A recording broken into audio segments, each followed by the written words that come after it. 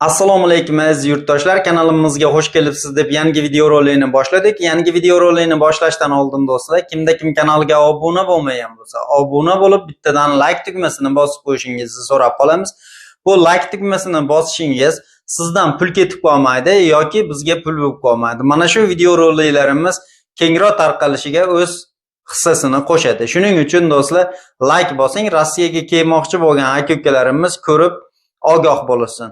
Hop, Rossiyaga hozirda O'zbekiston fuqarolari 80 kishi kelayotgan paytida aeroportga kelishganda Rossiya chegaralarida ularni 80 kishini hammani deport qilingani aytilmoqda.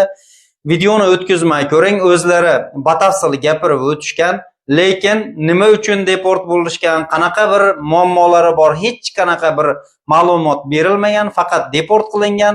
Hozirda orqaga qaytarib yuborish choralarini ko'rishmoqda. Marhamat, videoni ko'ring, o'zingiz guvohi bo'lishingiz mumkin. Akalar, mana hammamiz kecha kelganmiz.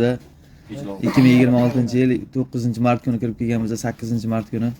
Hammada 5 yillik patent hamma bilan yurgan. Mana Amba aka 5 yillik bu. Fitness. Mana aka deport bo'lib turibdi 50 yilga.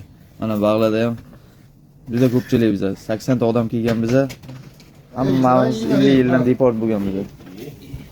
Mesela kimse yiyinamam. Sharoit yo'q. O'zimiz olib kelgan Mana Bag'da chaqirib O'zbekistondan pul berasizlar deb qarzga bilet olib beryapti. Qanday taqlaymiz?